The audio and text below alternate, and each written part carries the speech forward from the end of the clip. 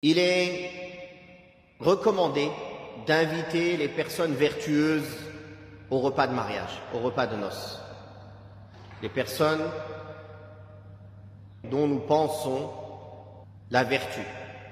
Car le prophète sallallahu alayhi wa sallam a dit La tusahib illa mu'minan wa la ya'kul ta'amaka illa taqi. Ne fréquente qu'un croyant et que seul un pieux mange de ton repas.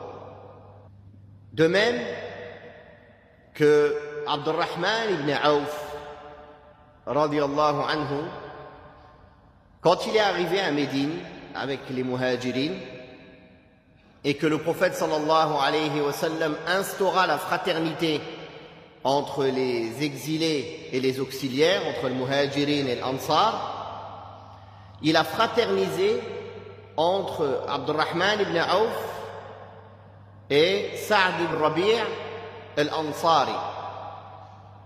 Sa'd l'emmena chez lui, il demanda à manger et il lui dit « Oh mon frère, je suis parmi les gens de Médine, parmi les Ansar, celui qui est le plus fortuné. Voici la moitié de mes richesses pour toi, prends-la. J'ai également 2 épouses, et tu es mon frère en Allah, tu n'as pas de femme. Choisis pour toi celle que tu veux, je la répudie, et marie-la. » Abdurrahman lui répondit « Non par Allah, qu'Allah te bénisse ta famille et tes biens.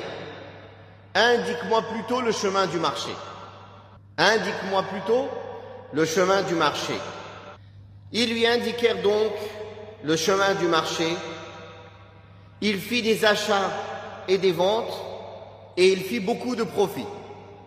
Il continua le lendemain. Il arriva avec un peu de haqit, du lait séché, et un reste de beurre, et on le donna aux gens de sa maison. Puis s'écoula un temps qu'Allah a voulu.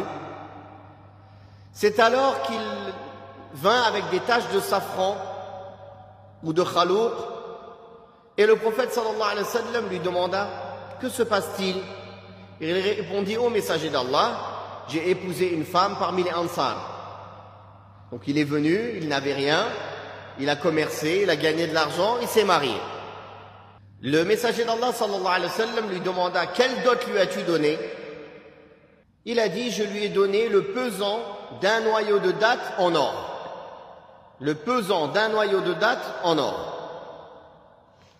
Puis le prophète sallallahu alayhi wa sallam lui dit qu'Allah t'accorde la bénédiction. Fais un repas de noces, ô Abdurrahman, ne serait-ce qu'avec une brebis. Fais un repas de noces, ne serait-ce qu'avec une brebis. Abdurrahman ajouta, je me rappelle encore que lorsque je soulevais une pierre, j'espérais faire une trouvaille sous celle-ci, en or ou en argent. Anas dit, je me souviens qu'après la mort d'Abdurrahman ibn Auf, on distribua à chacune de ses épouses 100 000 dinars en or. 100 000 dinars en or. Vous allez dire, vous savez c'est quoi 100 000 dinars en or? Vous vous rappelez quand on a fait zakat? Un dinar en or, ça pèse combien? Combien de grammes d'or? Un dinar en or, ça pèse combien d'or? 4,25 grammes d'or.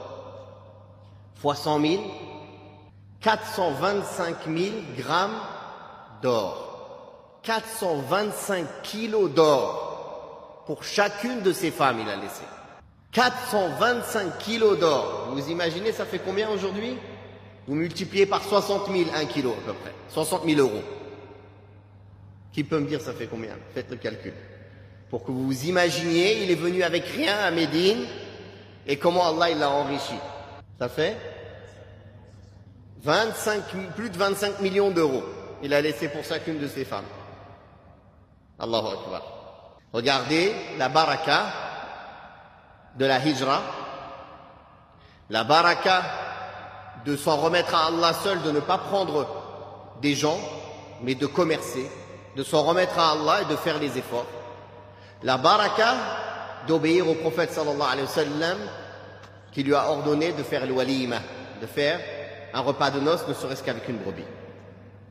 Anas radiyallahu anhu rapporte: je n'ai jamais vu le messager d'Allah sallallahu alayhi wa sallam organiser un repas de noces pour l'une de ses épouses comme il l'a fait pour Zaynab.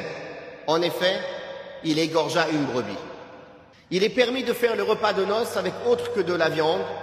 Il n'est pas obligatoire qu'il y ait de la viande, car le prophète sallallahu alayhi wa sallam, quand il s'est marié avec Safiya, il demeura 3 nuits entre Khaybar et Médine pour consommer le mariage avec Safiya.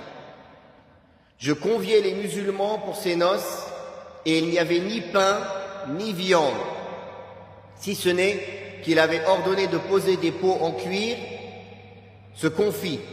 Dans une version, on fit des trous dans la terre, on apporta des pots en cuir, on a fait pénétrer les pots en cuir dans la terre, dans les trous. Puis, le prophète sallallahu alayhi wa sallam a dit: celui qui a quelque chose, qu'il l'amène. Alors les riches de Médine sont venus. Un a ramené des dattes, l'autre a ramené... Chacun a ramené ce qu'il a pu, et ils ont rempli les pots en cuir.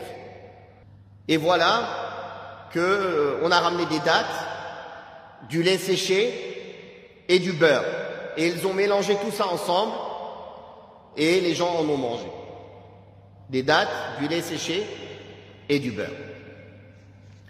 Aussi, il ne faut pas inviter que les riches au repas de noces, car le messager d'Allah sallallahu alayhi wa sallam a interdit cela, et il a dit que les pires des repas de noces, c'est ceux dans lesquels on n'invite que les riches et on n'invite pas les pauvres.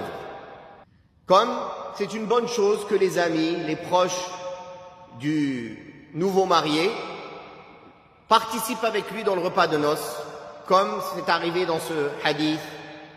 Les gens fortunés, les gens qui avaient les moyens, ils ont participé au repas en ramenant chacun des dattes, du lait séché, du beurre, pour que tout le monde profite du repas.